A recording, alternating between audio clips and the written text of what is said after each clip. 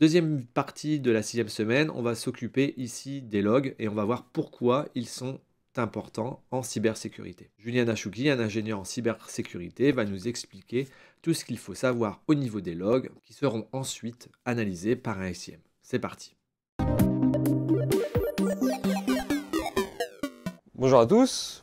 Donc aujourd'hui, nous allons discuter autour des logs, ces fameux événements que l'on va utiliser, que l'on va envoyer à nos CIEM pour qu'ils puissent monitorer leur périmètre à sécuriser. Qu'est-ce qu'un fichier de log? Eh bien, tout d'abord, c'est un fichier texte qui permet en fait à chaque processus de pouvoir enregistrer de manière chronologique l'ensemble des événements les ayant affectés. Pourquoi? Eh bien, pour plusieurs raisons. Tout d'abord, eh bien, imaginez que vous avez un plantage, que par exemple le serveur web que vous avez lancé s'arrête de manière inopinée. Eh bien, vous allez pouvoir investiguer depuis vos fichiers de log pour comprendre la source de l'erreur. Vous allez pouvoir aussi, bien sûr, garder trace de l'ensemble des actions, de l'ensemble des activités de votre processus. Et donc, d'un point de vue plutôt axé sécurité de l'information, eh bien, ces fichiers de log vont permettre, une fois envoyés à votre CIEM, de pouvoir monitorer leur activité. Et donc finalement, ce CIEM aura une vue d'ensemble sur l'ensemble des activités du système d'information ou du périmètre spécifique à sécuriser, mais aussi une vue beaucoup plus détaillée sur les activités de chacun des systèmes.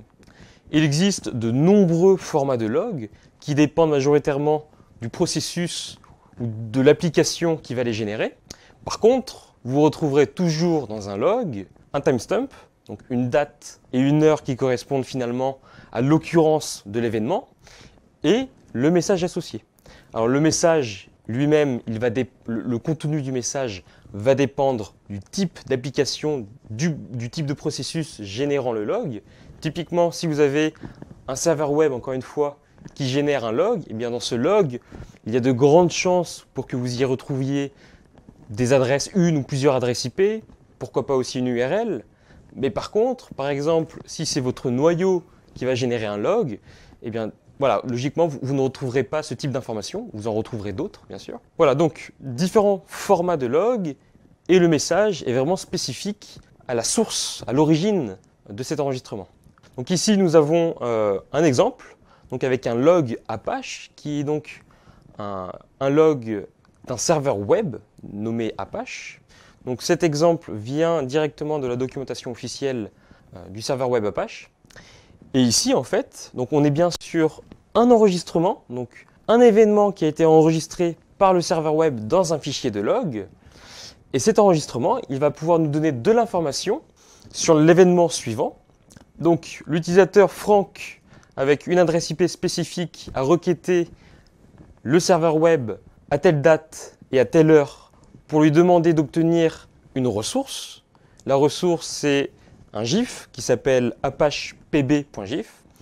Et donc on va avoir d'autres informations propres à cette demande qui vont être par exemple le protocole de communication utilisé, protocole HTTP, le code d'état renvoyé par le serveur, etc. Donc là l'idée c'est qu'il faut bien comprendre que ce type d'informations dans des serveurs de log de serveurs web, eh bien on va les retrouver par centaines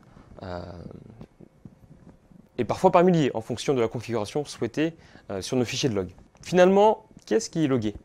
Eh bien à peu près tout, à partir du moment où on le souhaite, bien sûr.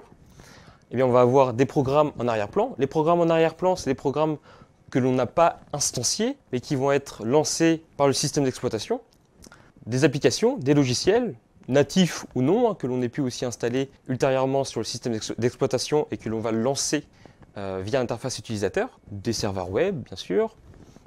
Des processus liés directement au système d'exploitation, par exemple liés à la phase de démarrage du système d'exploitation. Voilà, et donc en fait, pour ces logs, pour ces événements, eh bien on va pouvoir les classer alors, de différentes manières. L'une des possibilités, eh bien, c'est de les classer par sévérité. Et donc on va pouvoir associer un niveau de sévérité, donc on peut parler de type de log, hein, pour faire un peu plus simple. Et donc on va pouvoir associer ce type de log à nos événements. Donc on va avoir une sévérité de type info, warning, error, et donc on va pouvoir monter en fait jusqu'à avoir un niveau de sévérité de type error qui permettra d'informer l'utilisateur que le processus a dû s'éteindre de manière forcée, de manière prématurée. En fonction du système d'exploitation, eh bien, on va retrouver un certain nombre de fichiers de log. On va aussi retrouver un format défini. Donc sur un système d'exploitation Linux, on va retrouver les logs dans le dossier varlog, dans le dossier log. On va retrouver deux principaux types de logs. Les logs des processus qui sont exécutés en arrière-plan. Majoritairement, on va avoir des processus qui vont être instanciés par le système d'exploitation, mais on peut aussi instancier nous-mêmes des processus qui tourneront en arrière-plan, hein, bien sûr. Donc, par exemple, on aura des logs qui vont être en lien avec le système de gestion de paquets, des PKG, avec le kernel, kern, avec la phase de boot, qui est donc la phase de démarrage, boot, avec des informations liées à l'authentification, à la création de sessions sur le système, hot, secure, etc., etc. Et on va aussi retrouver nos logs qui correspondent à nos applications, donc les logs de serveur web ou tout autre type de log, hein, bien sûr. Alors, sur Linux, on va pouvoir, si on le souhaite, définir une taille maximale à nos fichiers de log. Pour cela, on va utiliser ce qu'on appelle logrotate, qui est un fichier de configuration et qui permet de dire, eh bien, à partir de telle taille de fichier, pour l'ensemble de mes fichiers de log, eh bien, je veux créer un nouveau fichier. Et du coup, on aura ce système d'incrément avec un identifiant à chaque fois, 1, 2, 3, 4, 5, 6, qui permettra de retracer l'ensemble des logs pour un seul processus. Voilà.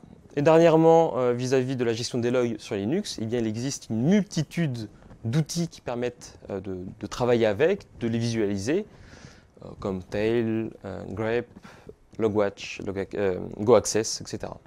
À quoi ressemble notre fameux dossier varlog? Eh bien, en fait, on va retrouver un ensemble de fichiers et de dossiers contenant des logs. Comment on le voit? Eh bien, on a simplement à regarder l'extension du fichier .log, hein, qui nous permet rapidement de savoir que l'on traite de fichiers de log, donc enregistrant des événements propres à des processus.